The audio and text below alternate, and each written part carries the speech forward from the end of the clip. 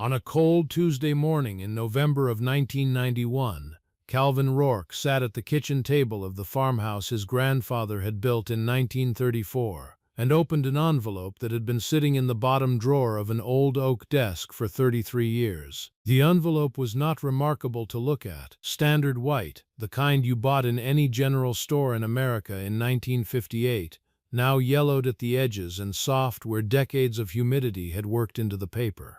Calvin's name was not written on it. His father's name was not written on it. On the front, in his grandfather Earl Rourke's slow, careful handwriting, were 6 words: "To be opened when it matters." Calvin had found it that morning while cleaning out the desk after his mother had moved to assisted living in Salina. He had set it on the kitchen table at 7 in the morning. He had looked at it while he drank his coffee. He had looked at it while he ate his breakfast. He had looked at it while the November light moved across the floor and the farmhouse settled around him in the way old farmhouses settle when the heat comes on. It was now 11 o'clock. He picked up the envelope and opened it. Inside were 2 things: a letter, 3 pages, written front and back in Earl Rourke's handwriting, and a smaller envelope, sealed, with 4 words on the front in the same hand: "Do not open yet." Calvin read the letter first. "Let me tell you about Earl Rourke, because you cannot understand what was in that envelope without understanding the man who put it there. Earl Rourke was born in 1889 in Osage County, Kansas, the youngest of 5 brothers, which meant he inherited nothing and expected nothing and built everything. He had from the ground up with his hands and his stubbornness, and a specific understanding of the world that came from watching his father lose a farm to a bank in 1912 because of 3 words buried in a loan document that his father had never read. Earl had been 23 years old when his father lost that farm. He had stood in the yard and watched the bank's man walk the property line and put up notices and explain to his father in the patient voice of a man delivering news he has delivered many times before, that the terms of the note allowed for acceleration under conditions that had now been met and that the farm would be seized within 30 days. His father had not argued. His father had not fought. His father had stood in the yard with his hat in his hands and nodded because he did not know what else to do and because fighting required knowing what you were fighting against, and his father had never read the note. Earl had asked to see the document that evening. His father had produced it from a tin box under the bed, 3 pages, signed at the bottom in his father's unsteady hand. Earl had read all 3 pages at the kitchen table by lamplight. He had found the clause on page 2. He had read it 4 times. Then he had folded the document, put it back in the tin box, and made a decision that shaped the next 60 years of his life. He would never sign anything he had not read, and he would never let a bank or a company or any man with a document tell him what the document said without reading it himself first. Earl worked as a farmhand for 9 years after his father lost the property. He saved. He lived in boarding houses and barn lofts and ate beans and bread while other men spent their wages on things that did not compound. In 1921, he had enough to buy 160 acres in Reno County, Kansas, at a distressed price from a family that could not hold on through the post-war slump. He paid cash. He had no mortgage. He had no note with clauses on page 2. He built the farmhouse in 1934. He married a woman named Ruth Devers in 1935 and raised 2 sons on that 160 acres, expanding to 280 acres by 1947 when the neighboring parcel came available at an estate sale, and Earl paid cash for that too. Earl's relationship with documents was the relationship of a man who had watched paper destroy his father. He read everything, every contract, every insurance policy, every grain storage agreement, every co-op membership document. He kept a dictionary on the desk for words he did not understand. He kept a notebook where he wrote down clauses that seemed important. His neighbors thought he was slow. His banker thought he was difficult. Earl thought he was the minimum responsible version of a man who had watched his father lose a farm to 3 words on page 2. In 1951, Earl did something that nobody in Reno County had done before and that most of his neighbors thought was excessive. He had the full 360 acres surveyed by a licensed surveyor from Hutchinson named Arthur Dean. Not because there was a dispute, not because anyone had questioned the lines, because Earl had seen two boundary disputes in his 30 years of farming, and both of them had ended badly for the farmer who could not prove where his line was. Arthur Dean spent 3 days on the Rourke property. He set iron pins at every corner. He filed the survey with the county. He gave Earl a copy of the survey map with every pin location marked. Earl put the map in the oak desk. In 1954, a company from Wichita began buying land in the western part of Reno County for a pipeline easement. They sent a representative to every farm in the area with documents that granted them the right to run a pipeline across the corner of each property in exchange for a one-time payment. Most farmers in the county signed without reading. The payment was fair, and the company representative was pleasant, and the documents looked standard.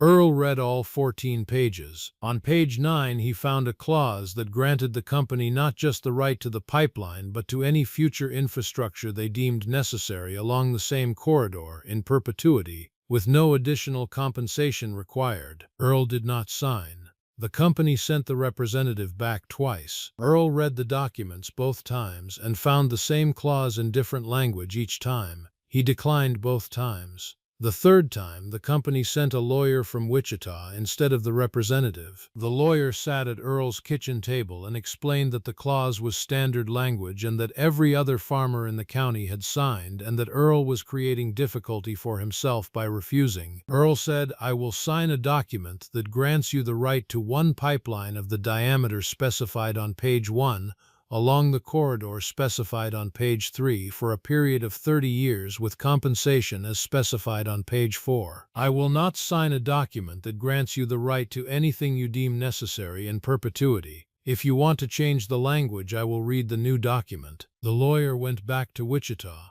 The company revised the document. Earl read the revised version, found it acceptable, and signed. His neighbors who had signed the original document spent the next 20 years watching the company build not just a pipeline, but a pumping station and a maintenance road and a storage facility along the same corridor, all of it covered by the perpetuity clause, none of it compensated. Earl watched this happen from his side of the fence line where no company infrastructure existed and never would. He never mentioned it to his neighbors. That was not his way. Earl Rourke was not a man who said, "I told you so." He was a man who read the document and let the document do the telling. In 1958, Earl was 69 years old, and his heart had been giving him trouble since the previous winter. His doctor in Hutchinson had told him to slow down. Earl had nodded and continued at the same pace because the farm did not slow down, and neither did he. But he had been thinking about something. His older son Thomas was farming alongside him and would inherit the property. Thomas was a good farmer and a good man.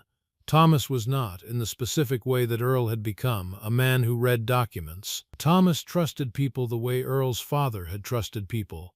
Thomas signed where he was shown to sign and believed that the men showing him where to sign were not in the business of putting things on page 9 that would cost him something later. Earl had tried to teach Thomas. He had sat with him at the kitchen table and shown him documents and explained clauses. Thomas had listened politely and then gone back to farming the way he had always farmed, which was with his hands and his judgment, and very little attention to what was written down. Earl understood that some lessons cannot be taught, they can only be learned, and the best he could do for Thomas was to prepare the ground for the learning before the crisis arrived. He sat down at the kitchen table one October evening in 1958 and wrote 3 pages. Then he made a list of 6 locations on the farm property and wrote those on a separate index card. Then he sealed the index card in a small envelope and wrote on the front of it, "Do not open yet." He put everything in the larger envelope and wrote on the front, "To be opened when it matters." He put it in the bottom drawer of the oak desk. He told no one. Documents that were announced lost their power. This one needed to be found. Earl Rourke died in February of 1961. Thomas Rourke found the oak desk and put it in the back bedroom and farmed the land for the next 30 years without opening the bottom drawer. Now let me tell you about what Calvin Rourke found in 3 pages of his grandfather's handwriting, because that is what this story is really about. The letter was clear in the way that Earl Rourke's thinking had always been clear. It described the 1951 survey and Arthur Dean and the iron pins and where the survey was filed with the county. It described the pipeline document and page 9 and what the perpetuity clause had cost his neighbors. It described every significant document Earl had ever negotiated or refused and where copies could be found. Then it said something that Calvin read 3 times. It said, "I am writing this because documents do not expire. The clauses I refused to sign in 1954 are still in the documents your neighbors signed. The iron pins Arthur Dean said in 1951 are still in the ground. The things I put in place are still in place. But they only protect you if you know they exist." It said there is a smaller envelope inside this letter. It contains a list of 6 locations on the west fence line and a description of what I buried at each location in the autumn of 1952. Do not open it until you need it. You will know when you need it. And then it said something that Calvin had to sit down and look at the ceiling for a long moment before he could continue reading. It said, "If you are reading this, something has gone wrong with the farm. Not because you failed, because the world looks for soft places to push, and farms are soft places when the man running them does not know what is written down. Whatever has gone wrong, the answer is probably in a document somewhere. Find the document. Read all of it, not the summary, not what someone tells you it says. All of it. Every page. The answer is always on a page nobody expected you to read." Calvin set the letter down. He picked up the small envelope. He looked at the 4 words on the front. "Do not open yet." He understood why his grandfather had written that. Because Calvin was not ready yet. Because opening the small envelope before he understood what he was dealing with would be like loading a gun before he knew what he was aiming at. He needed to know what had gone wrong first. And he knew exactly what had gone wrong. Let me tell you about the situation Calvin Rourke was in on that November morning in 1991, because without it the envelope means nothing. Calvin had taken over the farm from his father Thomas in 1983 when Thomas's health had made farming impossible. He had inherited 280 acres of good Kansas ground, no mortgage, no equipment debt, and a grain storage agreement with a co-op in Hutchinson that paid fair prices and had never given the Rourke family any trouble. He had also inherited, without knowing it, a problem on page 11 of a revised co-op membership agreement that Thomas had signed in 1979. Calvin had not read that agreement when he took over the farm. He had assumed it was standard.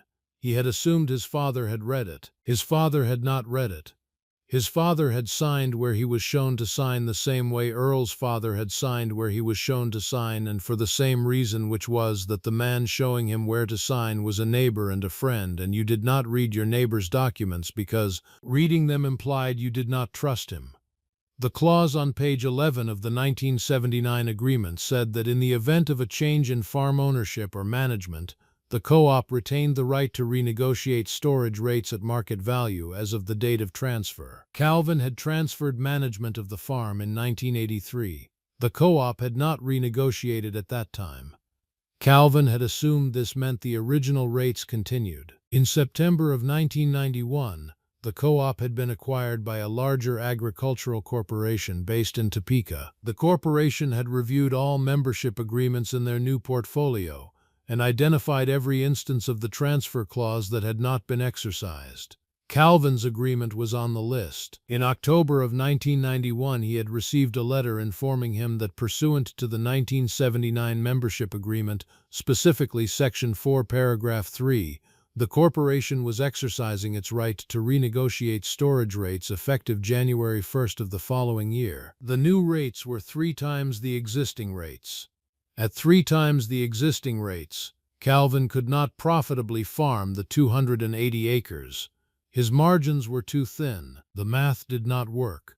He had gone to the corporation's regional office in Wichita and sat across a desk from a man named Gerald Foss, who had explained the clause to him in the patient voice of a man who has explained this before and who knows the outcome before the conversation begins. Calvin had come home and sat at the kitchen table and looked at numbers that did not add up no matter how he arranged them.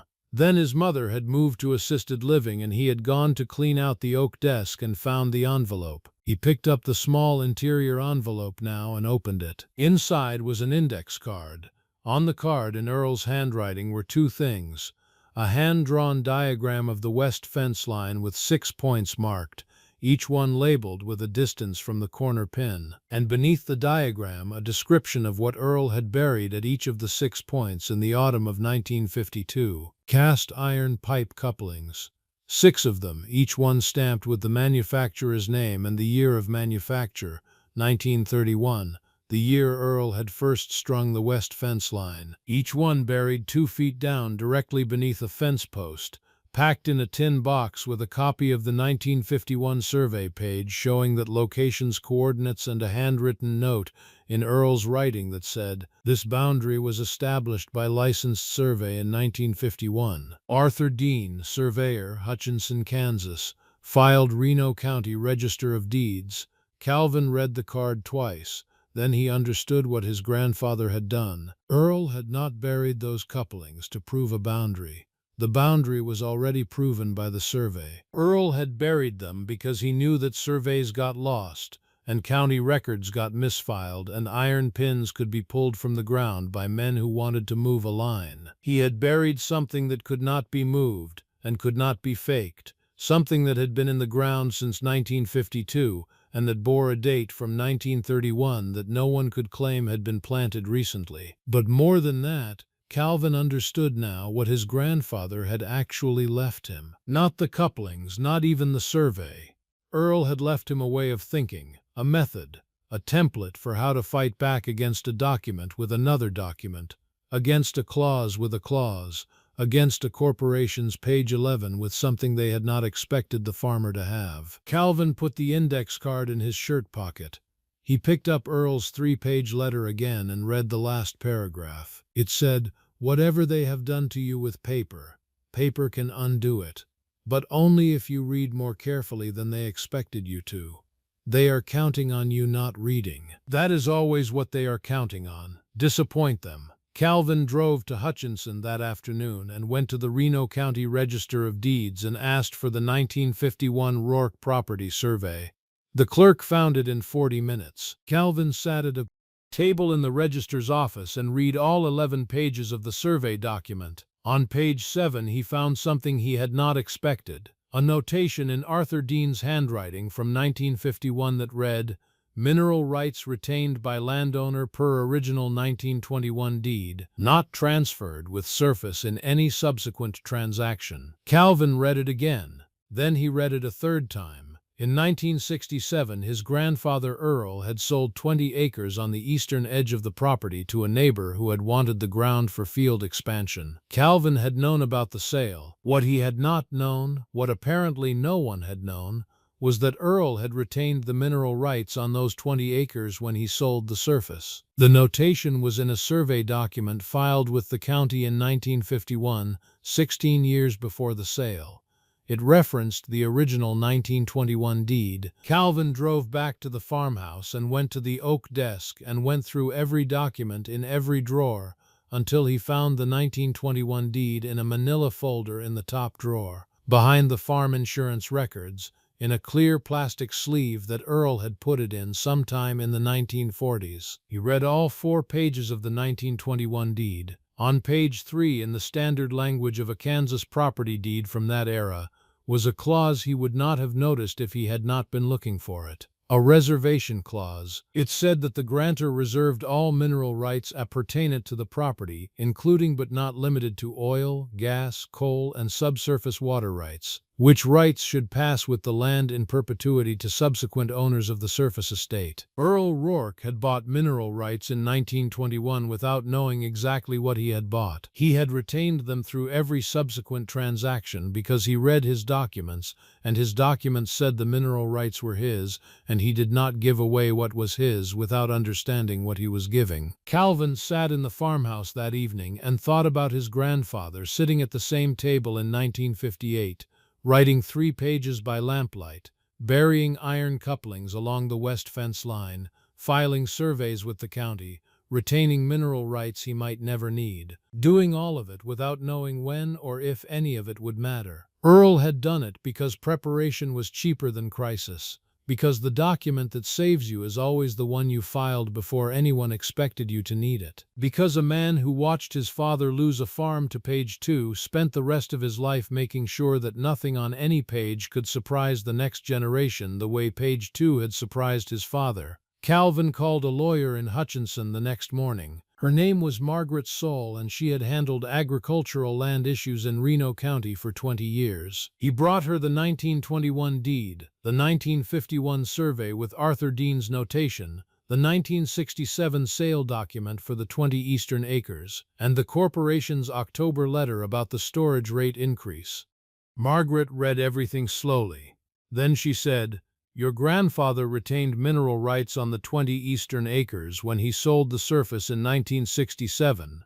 Calvin said yes, she said, and nobody has exercised those mineral rights since. Calvin said as far as he knew, no. She looked at the survey notation, and Arthur Dean documented this in 1951, 16 years before the sale. Calvin said yes. Margaret set the documents down and looked at him.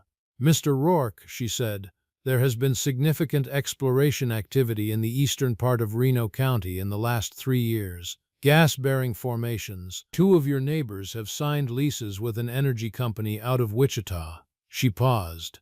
"Do you know which 20 acres your grandfather sold in 1967? Calvin knew exactly which 20 acres. The eastern parcel, along the creek. Margaret nodded slowly. "That creek corridor is precisely where the formation has been most active." She made 2 phone calls that afternoon. The first was to the Reno County Register of Deeds to confirm that the mineral rights reservation appeared in the chain of title for the eastern 20 acres. It did. The second was to a mineral rights broker in Wichita named Paul Ashby, who had been handling the energy company inquiries in the county. Paul called back within the hour. He said he had been wondering about the mineral rights on that eastern parcel for 2 years. The formation ran directly beneath it. He had been unable to determine who held the rights because the surface owner did not have them and the chain of title was unclear. Now that the chain of title was clear, he was interested in discussing a lease arrangement. Calvin drove to Wichita the following week and sat across a table from representatives of the energy company with Margaret beside him. He had read everything they put in front of him. Every page. He had found 3 clauses he wanted changed. Margaret had supported each request. The company had agreed to 2 of the 3 and offered a revised version of the 3rd that Calvin found acceptable. He read the revised version before signing. The lease payment was $240,000 for a 5-year term with royalty provisions on any production. Calvin drove back to Hutchinson and went to the bank and paid off the storage agreement dispute by switching co-ops entirely, moving his grain business to a smaller operation in McPherson whose membership agreement he read in full before signing and found to contain no clauses on any page that concerned him. The $240,000 meant he could farm for 5 more years without the Topeka Corporation's rates mattering at all. By the end of those 5 years, the lease had produced enough in royalties that the question of storage rates had become irrelevant entirely. Let me tell you about the afternoon Calvin drove to the eastern 20 acres, because this is the part of the story that matters most. He drove out there on a December afternoon, the ground frozen, the creek running low and clear between its banks. He parked his truck and walked to where the creek bent south, the place where the formation ran deepest. The place that Earl Rourke had owned in 1921 and retained the mineral rights to in 1967 and never mentioned to anyone because there had been nothing to mention. Calvin stood there for a long time. He thought about his grandfather. He thought about Earl sitting at the kitchen table in 1958 writing 3 pages by lamplight for a grandson he could not have known would need them. He thought about the iron couplings buried along the west fence line, each one in a tin box with a copy of the survey page, prepared for a boundary dispute that had never come, still there in the ground after 39 years, still waiting. He thought about what it meant to prepare for something you could not predict, to file a survey not because anyone was disputing your line, but because someday someone might. To retain mineral rights, not because you expected to need them, but because they were yours and you did not give away what was yours without understanding what you were giving. To write a letter to whoever holds this land and seal it in a drawer and trust that whoever needed it would find it. Earl Rourke had never known his grandson would need a letter. He had written it anyway. Because preparation was the only thing that stood between a farm and the world's indifference to whether that farm survived. Calvin drove back to the farmhouse and went to the oak desk. He sat down and took out a piece of paper. He wrote for an hour. Then he sealed what he had written in an envelope. He wrote on the front of the envelope in his own handwriting, "To be opened when it matters." He put it in the bottom drawer of the oak desk. His daughter Sarah was 19 years old and farming alongside him. She was a good farmer and a good woman. She was not, in the specific way that Earl had become and Calvin had become, a woman who read documents. Not yet, but she would be. Calvin would make sure of it. Not by telling her, by showing her. By sitting at the kitchen table with her and opening documents and going through them page by page and saying, "Here is what this means. Here is what they are counting on you not to notice. Here is what your great-grandfather noticed and what it cost the people who didn't notice it." He would teach her to read everything, every page, every clause, every notation in a survey document from 1951. He would teach her that the answer is always on a page nobody expected you to read. He would teach her that preparation is the only inheritance that cannot be taxed or seized or renegotiated by a corporation from Topeka. And when he was gone, there would be an envelope in the bottom drawer of the oak desk, and whoever held the land would find it. And the envelope would say what it always said, in Earl's handwriting and Calvin's handwriting and eventually Sarah's handwriting, each generation adding to what the last had left. Read everything. Trust the iron in the ground. The answer is always on a page they did not expect you to find. Let me tell you one final thing, because it is the thing that matters most. Sarah Rourke is 41 years old now. She farms the 280 acres with her husband and her 2 children. She has read every document she has ever signed. She keeps a notebook where she writes down clauses she wants to remember. She has a lawyer in Hutchinson she trusts, and a mineral rights broker in Wichita she has used twice. She has never signed anything on page 9 without reading pages 1 through 8 first. The oak desk is in the kitchen where it has always been. The bottom drawer has 3 envelopes in it now. Earl's from 1958, Calvin's from 1991, and Sarah's, written last spring, sealed, addressed in her handwriting to whoever holds this land. The iron couplings are still in the ground along the west fence line, still in their tin boxes, still stamped 1931. Sarah knows exactly where they are. She has shown her children. She will show their children. The survey Arthur Dean filed in 1951 is still at the Reno County Register of Deeds. The mineral rights reservation is still in the chain of title. The 1921 deed is still in a clear plastic sleeve in the top drawer of the oak desk. 4 pages. The important clause on page 3. The farm is still in the family. Not because the world was kind to it. The world is not kind to farms. The world sends corporations from Topeka with clauses on page 11 and pipeline companies from Wichita with perpetuity language on page 9 and banks with acceleration provisions on page 2. The world has been sending these things to farms for 100 years and will send them for 100 more. The farm is still in the family because Earl Rourke sat at a kitchen table in 1958 and wrote 3 pages to a grandson he would never meet, and buried 6 iron couplings in the ground and filed a survey with the county and retained mineral rights he thought he might never need, and trusted that whoever held the land would find what he had left them and know what to do with it. He was right. Calvin found it. Calvin understood it. Calvin added to it and passed it on. The envelope in the bottom drawer is not just instructions, it is an inheritance. The inheritance of a way of thinking. The inheritance of a man who learned from watching his father lose a farm to page 2 that the world will always have something on page 2, and the only question is whether you are the one who reads it. Earl Rourke read it. Calvin Rourke read it. Sarah Rourke reads it. Her children will read it. And the farm endures. Because some things, if you write them down and seal them in an envelope and put them in the bottom drawer of an oak desk, last longer than the people who wrote them, last longer than the crises that required them, last as long as the iron in the ground, patient and permanent, waiting for the morning when they become the most important thing on the desk. The envelope is in the drawer, the iron is in the ground, the farm is still theirs. A survey with the county and retained mineral rights he thought he might never need, and trusted that whoever held the land would find what he had left them and know what to do with it. He was right. Calvin found it. Calvin understood it. Calvin added to it and passed it on. The envelope in the bottom drawer is not just instructions, it is an inheritance. The inheritance of a way of thinking. The inheritance of a man who learned from watching his father lose a farm to page 2 that the world will always have something on page 2, and the only question is whether you are the one who reads it. Earl Rourke read it. Calvin Rourke read it. Sarah Rourke reads it. Her children will read it, and the farm endures. Because some things, if you write them down and seal them in an envelope and put them in the bottom drawer of an oak desk, last longer than the people who wrote them, last longer than the crises that required them, last as long as the iron in the ground, patient and permanent, waiting for the morning when they become the most important thing on the desk. The envelope is in the drawer, the iron is in the ground, the farm is still theirs.